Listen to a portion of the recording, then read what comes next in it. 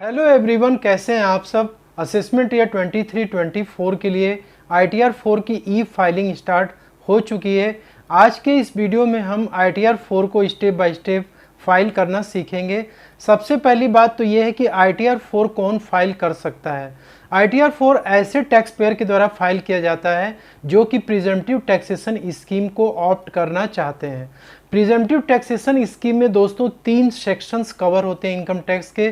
Section 44 AD, जिसमें कि यदि आप एक बिजनेसमैन हैं और आपका प्रीवियस ईयर यानी कि 22-23 में आपका जो टोटल सेल्स है बिजनेस की वो 2 करोड़ रुपए तक है और आप कोई भी बुक्स ऑफ अकाउंट अपना मेंटेन नहीं करते हैं बिजनेस का, तो आप अपनी इनकम सेक्शन 44 AD में प्रिजम्पटिव टैक्सेशन बेसिस पे डिक्लेयर करके ITR 4 को फाइल कर सकते हैं।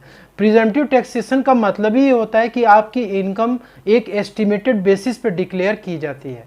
इसके बाद दूसरी जो सेक्शन होती है वो होती है सेक्शन 44 ADA।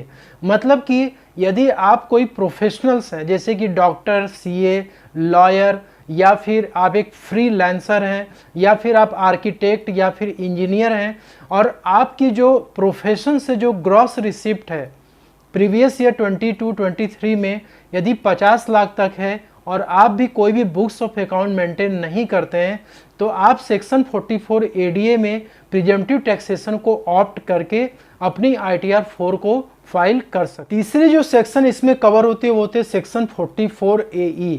मतलब आप कोई कॉन्ट्रैक्ट पे कोई वर्क करते हैं जैसे कि प्लाइंग, हायरिंग या लीजिंग ऑफ गुड्स, तो आप प्रिजम्पटिव टैक्सेशन स्कीम को ऑप्ट कर सकते हैं।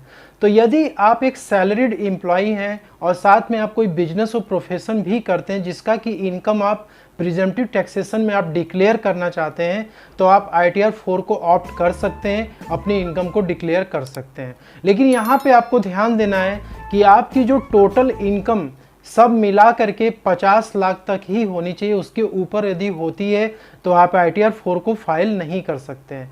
इसके अलावा यदि आपको कोई भी कैपिटल गेन की इनकम हो रखी है, जैसे कि आप कोई शेयर वगैरह को सेल किए हैं या कोई आप म्यूचुअल फंड वगैरह सेल किए हैं या फिर आप कोई प्रॉपर्टी बेचे हैं, तो उस पर आपको कैपिटल गेन यदि हो रखा है तो भी आप ITR 4 को यहाँ पे चूज नहीं कर सकते। दोस्तों, ITR 4 फाइल करने से पहले आपको अपना फॉर्म 26AS जरूर चेक करना चाहिए। इसमें आपके इनकम पे जितनी भी TDS वगैरह कटी हैं वो सारी इनकम इसमें रिपोर्ट की जाती हैं। इसके अलावा यदि आपने सेल्फ असेसमेंट टैक्स या एडवांस टैक्स आपने पे कर रखा है तो उसकी भी समरी शीट इसमें आपको देखने को मिलती है। 26AS को डाउनलोड करने के लिए आपको ई फाइल वाले सेक्शन में आना है। यहाँ पे इनकम टैक्स रिटर्न पे क्लिक करना है और व्यू फॉर्म 26AS पे आपको क्लिक करना है। तो आपके सामने कुछ इस तरीके से फॉर्म 26AS ओपन होकर के आ जाता है। यहाँ पे आपको असेसमेंट ईयर चूज करना है जो कि 23-24 होगा। इसके बाद व्यू एज HTML पे क्लिक करना है और व्यू डाउनलोड पे आप क्लिक करेंगे तो आपके सामने इस प्रकार से जो भी इनकम पे TDS कटा होगा आप यहाँ पे देख सकते हैं। जो अमाउंट आपको टोटल पे की रहती है और जो TDS वगैरह कटा रहता है वो सारी डिटेल यहाँ पे आ जाती है। 26AS में जिस इनकम पे TDS कटेगा वो इनकम आपको अपने ITR में जरूर से लेनी है, उसको छोड़नी नहीं है। इसके अलावा आपको 26AS के साथ साथ AIS भी जरूर से चेक करना है। AIS के लिए आपको सर्विसेज वाले सेक्शन में आना है और यहाँ पे आपको AIS पे प्रेस करना है, प्रोसीड बटन पे क्लिक करना है। कुछ इनकम आपके ऐसे होते हैं जो 26AS में आपको नहीं दिखते हैं, वो इनकम AIS में आपको दिख जाता है। तो AIS जब आप डाउनलोड करेंगे तो आपको उसको ओपन कर लेना। ओपन करने के बाद आप यहाँ पे देखेंगे कि आपकी जितनी भी पैन नंबर के अगेंस्ट में जो भी इनकम रिपोर्ट की गई है गवर्नमेंट को वो सारी इनकम इसमें आ जाती हैं। तो यहाँ आपको स्टेप बाय स्टेप अपनी इनकम देखनी है, देख करके अपने इनकम में उसे ज़रूर से ITR में उसको लेना है। ITR 4 फाइल करने के लिए आपको इनकम टैक्स पोर्टल पे आना है। यहाँ पे आपको ई फाइल वाले सेक्शन में आना है, इनकम टैक्स रिटर्न पे क्लिक करना है, फाइल इनकम टैक्स रिटर्न पे आप क्लिक करेंगे। इसके बाद आपको यहाँ से असेसमेंट ईयर सेलेक्ट करना है 23-24, ऑनलाइन मोड यहाँ पे सेलेक्ट करना है और कंटिन्यू पे प्रेस करना है। यहाँ पे हम स्टार्ट न्यू फाइलिंग पे क्लिक करेंगे क्योंकि हम नई रिटर्न फाइल करने जा रहे हैं। यहाँ इंडिविजुअल सेलेक्ट करना है और HUF होगा तो आप HUF भी सेलेक्ट कर सकते हैं। अदर्स होगा यानी पार्टनरशिप फॉर्म होगी अदर देन LLP तो वो सेलेक्ट कर सकते हैं। यहाँ पे कंटिन्यू बटन पे क्लिक करना है, ITR 4 आपको सेलेक्ट करना है, प्रोसीड विथ ITR 4 पे आपको क्लिक करना है, लेट्स गेट स्टार्टेड पे क्लिक करना है। यहाँ पे आपको रीजन बताना है कि आप ITR 4 को क्यों फाइल कर रहे हैं, तो जनरली फर्स्ट वाला ऑप्शन आपको क्लिक करना है और यहाँ पे कंटिन्यू बटन पे आपको क्लिक कर देना है। इसके बाद आपको यहाँ पे पर्सनल इन्फॉर्मेशन पे क्लिक करना है, क्योंकि ये जो है तकरीबन 6 स्टेप में ITR ये फाइल की जाती है। तो पहले स्टेप में आपको अपनी पर्सनल इन्फॉर्मेशन चेक करनी है, क्योंकि इनकम टैक्स पोर्टल पे रजिस्ट्रेशन करते समय जो इन्फॉर्मेशन आप अपनी देते हैं वो सब इसमें आ जाती है। यदि आपको कुछ चेक वगैरह करना है, इसमें कुछ चेंजेस वगैरह करना है तो आप चेंज कर सकते हैं, कॉन्ट्रैक्ट वगैरह की डिटेल। यहाँ पर आपको नेचर ऑफ एम्प्लॉयमेंट सेलेक्ट करना है। यदि आप सैलरीड एम्प्लॉय हैं और आपको उसके साथ साथ यदि बिजनेस प्रोफेशन की इनकम हो रखी है तो आप जो है यहाँ पे जो भी एम्प्लॉयमेंट का नेचर होगा सेलेक्ट करेंगे। यहाँ पे हम अदर्स सेलेक्ट करते हैं। सेक्शन 139(1) में हम ITR को फाइल कर रहे हैं, बाकी आपको कुछ नहीं करना है। यहाँ पे नो क्लिक करना है। न्यू टैक्स रेजिम के लिए यदि आप ऑप्ट करना चाहते हैं तो आप यस करेंगे, अदरवाइज नॉट ऑप्टिंग पे आप क्लिक कर देंगे। इसके बाद आप रिप्रेजेंटेटिव SSC को आप खुद फाइल कर रहे हैं तो यहाँ पे इसको नो रखेंगे। और यहाँ पे बैंक अकाउंट जरूर से आपको प्री वैलिडेट कर लेना है अपना, और यहाँ पे सेलेक्ट फॉर रिफंड पे क्लिक करना है, क्योंकि आपका कोई भी रिफंड यदि बनता है तो इसी में क्रेडिट होता है। इसके बाद आप कंफर्म पे क्लिक कर देंगे। तो आपकी पर्सनल इंफॉर्मेशन की जो डाटा है वो सेव हो गई। अब हम ग्रॉस टोटल इनकम पे आएंगे। नेक्स्ट स्टेप है दोस्तों ग्रॉस टोटल इनकम। इस वाले सेक्शन में आपको अपनी ग्रॉस टोटल इनकम रिपोर्ट करनी है, आपको क्लिक करना है और यहाँ पे आपका जो सबसे पहला जो इनकम आता है वो इनकम फ्रॉम सैलरी का आता है। तो इनकम फ्रॉम सैलरी की ऑलरेडी मैंने अपने चैनल पे वीडियो अपलोड करके डाली हुई है, ITR 1, ITR 2। वहाँ पे आप देख सकते हैं किस तरीके से सैलरी की इनकम रिपोर्ट की जाती है। यहाँ पे वैसे आप यहाँ पे एडिट पे जा करके सैलरी की इनकम को डिक्लेयर कर सकते हैं। वैसे यदि आपका फॉर्म 16 वगैरह यदि इशू किया गया होगा तो ये ऑटो फिल होकर के डाटा आता है। इनकम फ्रॉम हाउस प्रॉपर्टी की यदि कुछ इनकम है तो इसका भी जो है ऑलरेडी सेपरेट वीडियो चैनल पे अवेलेबल है। ITR 1, ITR 2 में मैंने बताया, वहाँ से देख सकते हैं। हम यहाँ पे इनकम फ्रॉम बिजनेस और प्रोफेशन को कवर कर रहे हैं, जो कि प्रिजम्पटिव टैक्सेशन स्कीम को ऑप्ट करके अपना इनकम डिक्लेयर करते हैं। तो इनकम फ्रॉम बिजनेस और प्रोफेशन में यहाँ पे आना, देखिए यहाँ पे 3 सेक्शन है, 44 AD, 44 ADA और 44 AE। इसमें आपको जैसे मान लीजिए बिजनेस की इनकम डिक्लेयर करनी है तो आप यहाँ पे एडिट वाले ऑप्शन में आएंगे। यहाँ पे आने के बाद सबसे पहला काम आपको करना है, आपको अपना बिजनेस जो है यहाँ पे ऐड करना है। जैसे यहाँ पे ऐड अनदर पे आप क्लिक करेंगे तो यहाँ पे आपको अपना नेम ऑफ बिजनेस, इसके बाद आपको बिजनेस कोड सेलेक्ट करना है कि आपकी कैटेगरी क्या है। तो यहाँ पे देखिए कई सारे कोड यहाँ पे मिल जाते हैं। जैसे मैंने यहाँ पे एक कोड अपना बनाया हुआ है तो मैं यहाँ आपको दिखा देता हूँ। जैसे यहाँ पे मैं आपको शो कर देता हूँ तो यहाँ पे नेम ऑफ बिजनेस में सुविधा हार्डवेयर हमने इंटर किया और यहाँ पे बिजनेस कोड में हमने 09012 wholesale of hardware and sanitary fitting. जो आप नाम यहाँ पे डालेंगे, आपका जो बिजनेस का नाम है वो काम क्या करता है, वो बिजनेस का वर्क क्या है, वो वर्क आपको यहाँ से इस लिस्ट से सेलेक्ट करनी है। और डिस्क्रिप्शन में आप जो बिजनेस करते हैं वो किस कैटेगरी के बिजनेस करते हैं वो यहाँ डिटेल देना है। तो मैंने यहाँ पे सुविधा हार्डवेयर लिख दिया। इसके बाद अब आपको यहाँ पे सेव पे कर देंगे तो ये आपका बिजनेस सेव हो जाएगा। इसके बाद मान लीजिए कि आप प्रोफेशनल हैं, डॉक्टर, लॉयर, CA या फिर इंटीरियर डिज़ाइनर या कुछ भी होंगे, तो आपको सिंपल वही काम करना है, एड अनदर पे क्लिक करना है।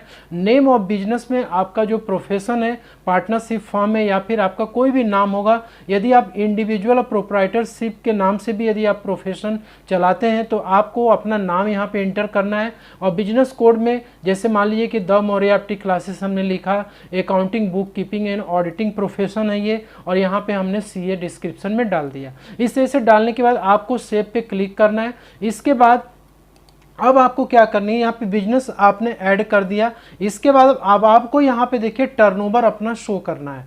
तो यहाँ पे देखिए 2 तरीके का टर्नओवर यहाँ पे होता है। एक तो होता है कि जो आपके बैंक अकाउंट में जो आपने जो भी ग्रॉस टर्नओवर है, आपका ग्रॉस रिसिप्ट है, यानी कि बिजनेस से जो आपका जो भी सेल वगैरह हो रहा है उसका जो पेमेंट हो रहा है वो आप अकाउंट पे ही चेक के थ्रू या फिर कोई भी नेफ्ट के थ्रू, RTGS के थ्रू अपने बैंक अकाउंट में लेते हैं तो उस सेल को आपको यहाँ पे रिपोर्ट करना है। और यदि आप कैश वगैरह में डीलिंग करते हैं, कैश में रिसिप्ट करते हैं, तो आपको इस वाले बी वाले पॉइंट में यहाँ पे अमाउंट आपको इंटर करना है। यदि आपको बैंक में कोई भी इनकम रिसीव नहीं हुई है सेल वाली, तो आप कैश में भी पूरा इनकम को डिक्लेयर कर सकते हैं।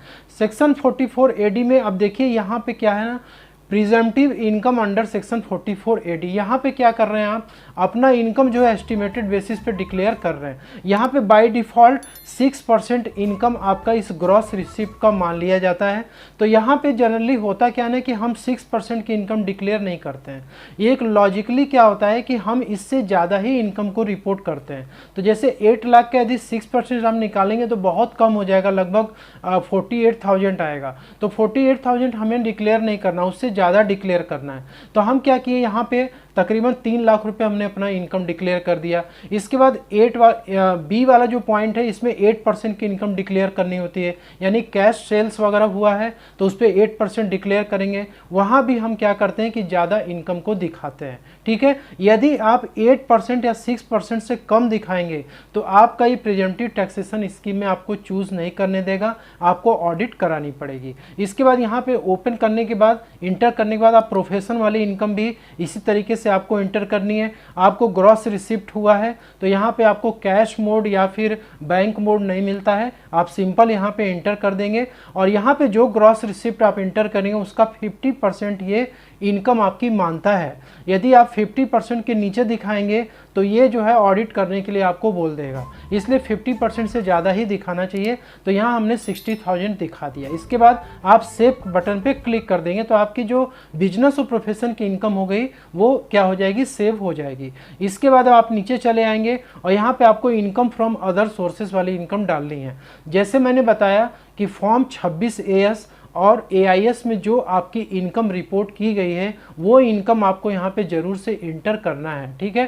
तो जैसे यहाँ पे डिविडेंड की इनकम हो गई, या फिर interest from saving bank account हो गया, या फिर कोई भी फिक्स्ड डिपॉजिट बैंक में, पोस्ट ऑफिस में आपने कर रखा, उस पर इंटरेस्ट मिला है, तो ये आपको पूरा इंटर करना है। अब आपको किस तरह से इंटर करना है, तो आप ऐड अनदर पे जाएंगे। जाने के बाद यहाँ पे देखिए आपके पास ये पूरा 1 बाय 1 शीट खुल जाएगा। तो यहाँ पूछेगा आपसे कि सेविंग बैंक पे आपको कितना इंटरेस्ट मिला है, तो आप यहाँ पे यस करके अमाउंट इंटर कर देंगे। इस तरीके से आप जो है जो एप्लीकेबल होगा आप यस करके अमाउंट इंटर कर देंगे। इसके बाद आप यहाँ पे डिविडेंड की इनकम यदि आपको हो ही रखी रहेगी तो आप इसका ब्रेकअप आपको देना पड़ेगा, जो कि आपको AIS से मिल जाएगा इसका ब्रेकअप कि आपको कब कब डिविडेंड की इनकम हो रखी है। इसके बाद आप यहाँ पे ब्रेकअप इंटर करेंगे, कंटिन्यू बटन पे क्लिक करेंगे तो आपका जो अदर सोर्सेस वाली जो इनकम है वो भी ऐड हो जाएगी। क्योंकि हमने यहाँ पे पहले से फीड किया हुआ है तो मैं आपको यहाँ पे जो इंटरेस्ट और डिविडेंड की इनकम ये जो यहाँ पे दिख रहा है वो नहीं आ रहा, ठीक है।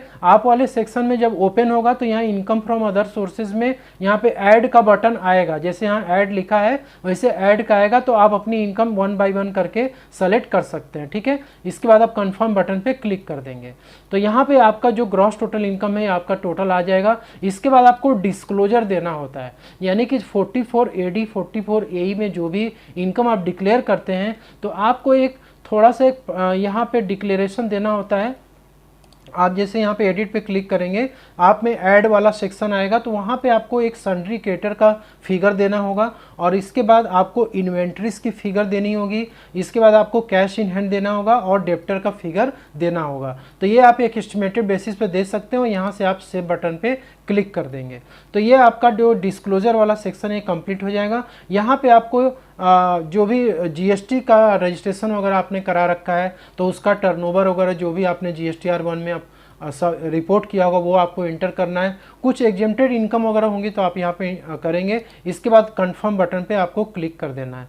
तो यहाँ पे डिस्क्लोजर हो गया। इसके बाद टोटल डिडक्शन वाली शीट में आपको आनी है। तो यहाँ पे आपका कोई भी यदि इन्वेस्टमेंट वगैरह है तो उसका जो भी आप डिडक्शन क्लेम करना चाहते हैं तो आप कर सकते हैं। जैसे 80C में आप LIC वगैरह का डिडक्शन क्लेम करना चाहते हैं तो आप यहाँ से कर सकते हैं। तो जो भी एप्लीकेबल होगा आप यस करके आप यहाँ पे अमाउंट इंटर करते जाएंगे और यहाँ पे कंटिन्यू बटन पे क्लिक कर देंगे। ठीक है, तो 80 TTA का डिडक्शन आपको यदि लेना होगा तो आप यहाँ पे शो ऑल डिडक्शन पे क्लिक करेंगे और यहाँ पे नीचे देखेंगे 80 TTA का डिडक्शन हमने ऑलरेडी यहाँ पे चेक कर दिया है। आपके सेक्शन में रहेगा तो आप यहाँ ऐड करेंगे तो 80 TTA का आ जाएगा और आप अमाउंट जो है इंटर कर सकते हैं। यहाँ पे 80 TTA का देख रहे हैं, interest on saving bank account, edit पे क्लिक करेंगे, अमाउंट इंटर कर देंगे और बाकी LIC वगैरह का तो आप वहीं पे इंटर कर सकते हैं जो शीट में अभी आप देखे थे। इसके बाद ये सारे जो डिडक्शंस हैं आपके सामने आ जाते हैं, जो भी आपके ऊपर एप्लीकेबल है आप सिंपली इस पर क्लिक करेंगे और ऐड करेंगे अमाउंट और आप क्लेम कर लेंगे। जो भी 80C से 80U तक का डिडक्शन आप क्लेम कर रहे हैं उसका आपके पास एक प्रॉपर प्रूफ होना चाहिए, प्रॉपर डॉक्यूमेंट्स होना चाहिए। इसके बाद आपका टैक्स डिडक्शन भी कंप्लीट हो गया। टैक्स पेड में अब आप जब इसको ओपन करेंगे तो जो भी आपके TDS वगैरह कटा है उसकी डिटेल यहाँ पे आ जाती है। सैलरी पे TDS कटा होगा तो सैलरी का आ जाएगा और अदर देन सैलरी होगा तो यहाँ पे आ जाएगा। ठीक है, तो TDS का डिटेल आप देख लेंगे, फिर इसके बाद कंफर्म बटन पे आप क्लिक कर देंगे। फिर इसके बाद टोटल टैक्स लायबिलिटी वाली शीट पे आपको आनी है। यहाँ पे आप आएंगे तो आपका जो भी इनकम रिपोर्ट आपने किया है वो सारी इनकम आ जाएगी। इसके बाद ऊपर जो भी टैक्स वगैरह कैलकुलेट हुआ रहेगा वो आ जाएगा और आपको रिबेट भी मिल जाता है 87A में। इसके बाद यहाँ पे आप नीचे चले आएंगे और यहाँ पे आपका total tax fees and interest के साथ यहाँ अमाउंट आ जाएगा।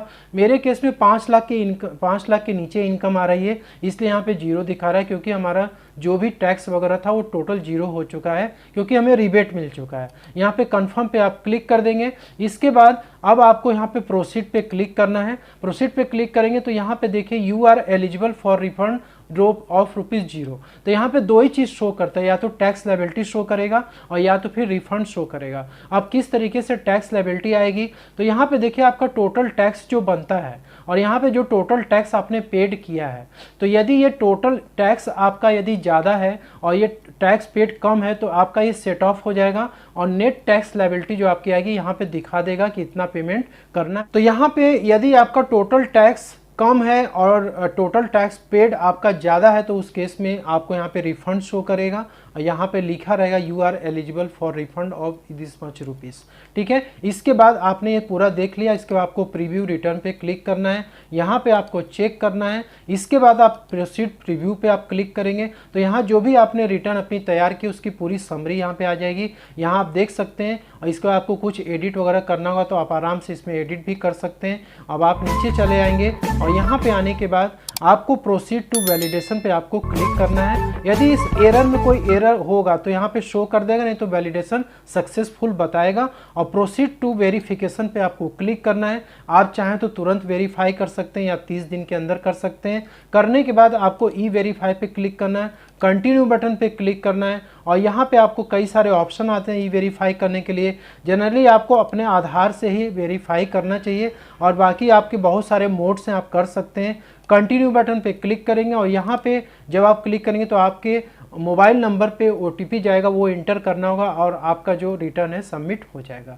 तो इस तरीके से आप ITR 4 को फाइल कर सकते हैं। बहुत ही सिंपल प्रोसेस है, लेकिन इसके कुछ टर्म्स कंडीशन है जैसे मैंने आपको बताया, उसको फॉलो करके ही आपको फाइल करना है। तो दोस्तों मिलते हैं अगले नेक्स्ट वीडियो में, तब तक के लिए thank you so much for watching this video. Video अच्छी लगे तो लाइक शेयर जरूर करना, चैनल पे नया है तो सब्सक्राइब जरूर करना। Thank you so much.